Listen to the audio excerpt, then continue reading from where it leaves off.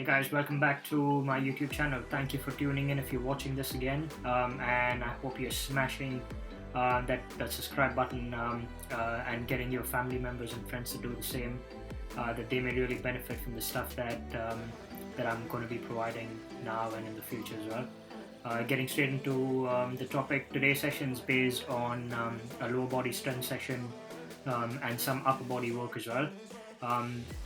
The reason, if you notice throughout the session, as you watch it and as you go through it, everything's unilateral. So I mean, I'm doing things on one leg as compared to bilateral, doing it on two legs. It's simply because from an athletic standpoint, there's more often than not we spend more time on one leg as compared to two. So really getting that stability, and then when you put yourself in those one-legged situations, your trunk, which is your core now, again talking from our previous video, has really got to kick in so you don't lose balance and overcompensate.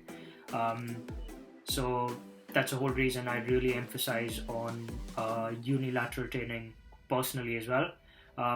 This one's somewhere between the range of really strength training as such, and focusing on lots of details of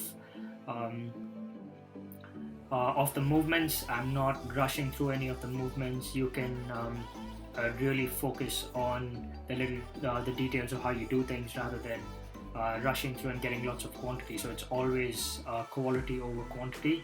And the second point is I've gone with 30 seconds of work and 15 seconds of rest, but feel free to tamper with those. So you can go 30 seconds of work and 30 seconds of rest, or you can go lower the work area and increase the rest area, whatever you're comfortable with, but make sure that you always have quality throughout the session. And I will talk through and have a voiceover even when we go over through the session, and I'll keep taking you through things and why I do them in a certain way. So I hope you really like it. I hope you inform lots of your friends and family. Please get them to hit that subscribe button, and I'll really appreciate that, and lots more good stuff to come. So enjoy the session, and all the best. So like I said, I'll be doing the voiceovers. In this one, I've started off with the split squats, having my dumbbells in the hand. Now again, the dumbbells are just added resistance. If you're starting off, you could just literally do body weight and then move on and increase progressively with the load of the dumbbells.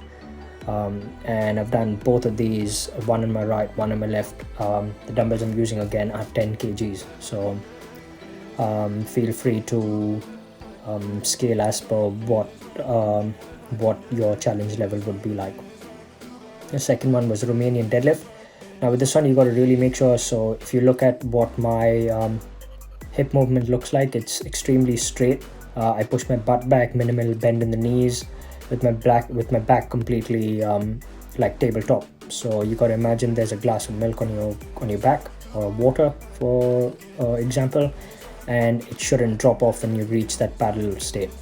The next one's hip thrust. One really important thing for this one is complete extension of the hips. So you're completely extending your hips and squeezing your stomach muscles. So you've got to contract them simultaneously together. So as I extend hip and stomach together, and it's really important you have that complete contraction on both sides as well. And same on the other side. I've just added the band as an added resistance. You do not need to go for the band. Just start off completely simple with no band. Get the movement completely right before you move on to a banded version. Simple dumbbell curls.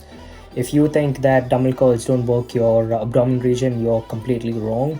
You've got to really focus that there's minimal swing, no swing whatsoever, and I've kept the band on there just to add that extra tension onto my glutes. So I've got a slight bend in my knees, and the movement's only from my biceps in the entire movement.